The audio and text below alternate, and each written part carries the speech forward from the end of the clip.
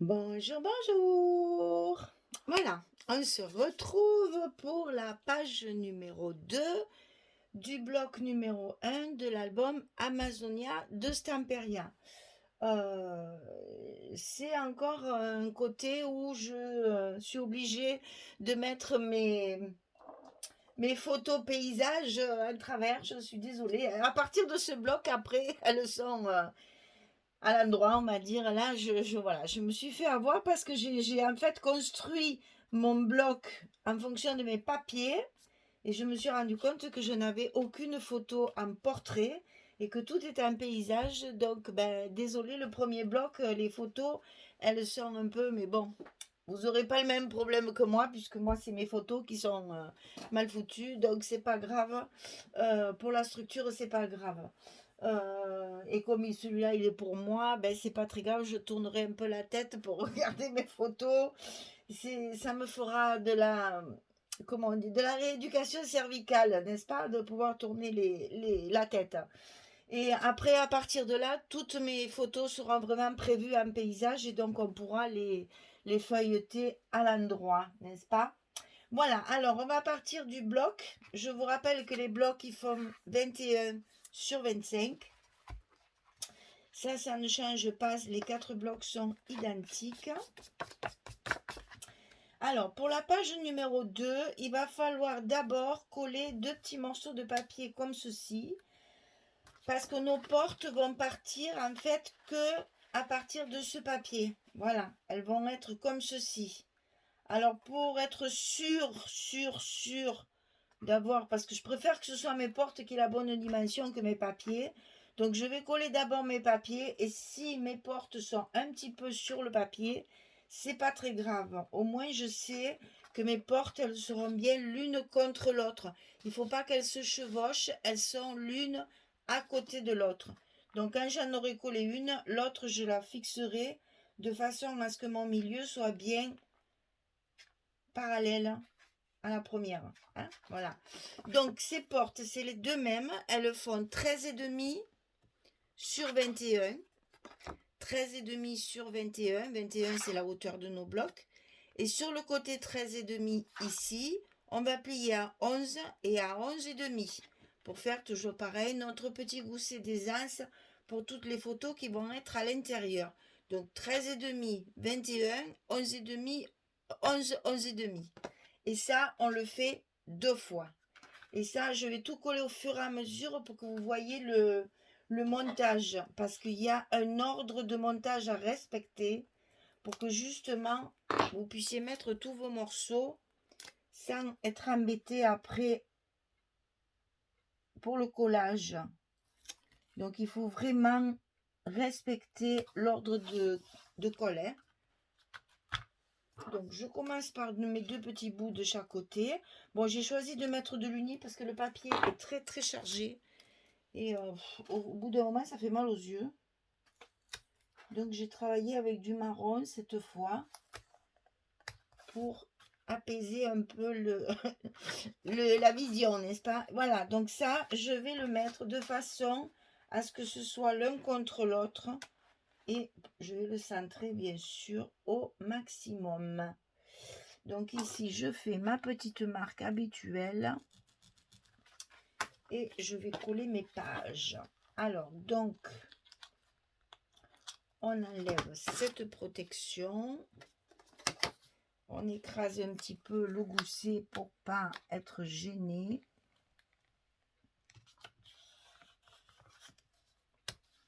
Et on colle la première page.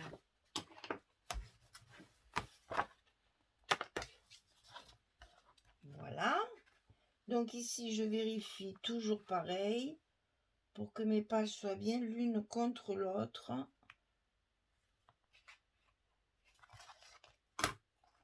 Voici à 1 mm, c'est pas non plus une mort d'homme, hein. Mais bon, un minimum de cohérence pour que ça fasse joli. Il fait très chaud et le scotch, le pauvre, il transpire aussi, hein.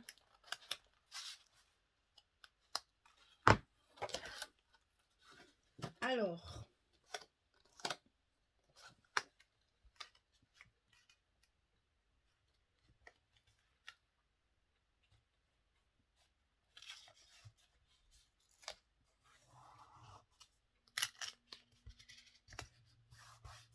Voilà. Comme ceci, mes portes sont bien en face. Et une fois le gousset bien en place, nickel. Alors, ensuite, une fois qu'on aura collé ça, on va mettre une pochette ici, en bas, à l'intérieur.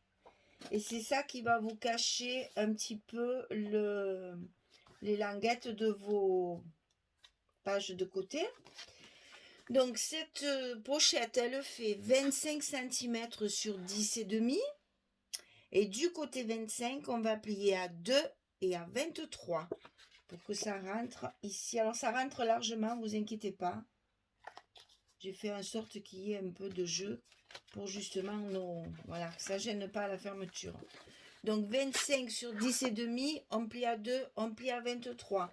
Toujours le scotch rouge en bas de la pochette pour pas que ce qu'on va mettre dans la pochette, ça s'échappe.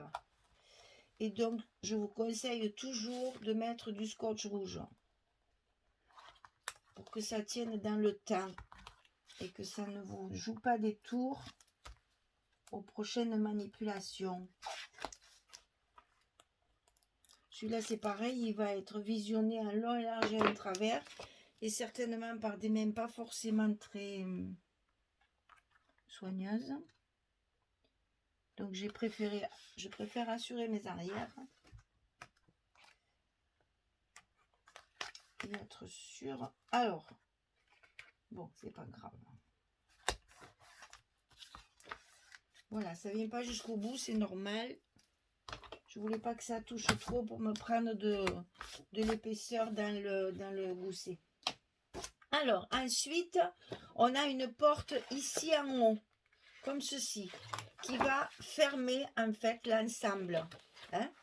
Voilà, ça va fermer comme ceci, puisque là on mettra des pochettes avec des tags. Donc pareil, il faut la coller maintenant avant de mettre nos papiers et nos pochettes. Alors, ici ça fait 21,3 sur 18. Et sur le côté 18, on va plier à 15 et à 16. Ça va tout enfermer, on fait un gousset d'1 cm. Sur le côté 18, on plie à 15 et à 16. Et là, ça fait 21,3. Et ça, il faut le coller à l'intérieur de vos deux portes pour que la languette soit bien cachée avec le papier. Mais elle se mettra sur les deux portes qu'on a déjà collées. Donc là, c'est pareil, elle ne fait pas tout à fait la bonne largeur, mais c'est pas grave. Il faut qu'elle vienne se mettre par-dessus. Et la cochonne, j'ai taché avec mon encre. Ah oui, j'ai oublié de vous dire, j'encre avec la Distress Oxide Forest Moss. Hein, c'est un vert très foncé. C'est vert, hein, c'est pas noir. Hein. C'est vert très foncé, mais ça va très très bien avec le papier. Et ça donne une ombre... je vais essayer de vous montrer ça. Ça donne une jolie ombre là. Ça va bien, ça va vraiment très bien avec le papier. Donc Forest Moss Distress Oxide. Voilà. Pour l'instant, c'est tout. On n'a plus qu'à comment dire, habiller tout ça avec les papiers. Et après, je vous explique les petites pochettes et le carnet qu'il y a à l'intérieur. Donc là, je vais coller tous mes papiers pour que vous voyez ce que ça donne. Il n'y a pas d'aimant, c'est normal. Parce qu'ici, on va avoir deux petites pochettes comme ceci, avec des petits tags à l'intérieur qui vont tenir notre page fermée. On l'a déjà fait, ça vous savez, vous connaissez maintenant. Donc ça, on le fera après. Pour l'instant, on colle tous nos papiers pour tout recouvrir. Et moi, je vais coller également mes photos. Allez, à tout de suite. Voilà, j'ai tout collé. Donc, il vous reste à faire deux petites pochettes de 15 sur 5 cm. 15 sur 5 cm. Et on plie à 2, on plie à 13. Et ceci, c'est pour mettre sur vos pages ici. Celles qui sont comme ceci. Je vous en ai mis une ici pour que vous voyez comment j'ai fait. En fait, on coupe deux fois la même chose. 15 sur 5, pliure à 2 et à 13. Et voilà, après, ça nous fait une pochette sur la page qui s'ouvre sur les côtés. Donc ici, c'est ce qu'on va faire. On va coller la pochette sur cette page-là. N'oubliez pas, c'est une pochette. Donc, moi, je mets du scotch rouge sur le bas de la pochette pour être sûr que ça ne bouge pas avec le temps.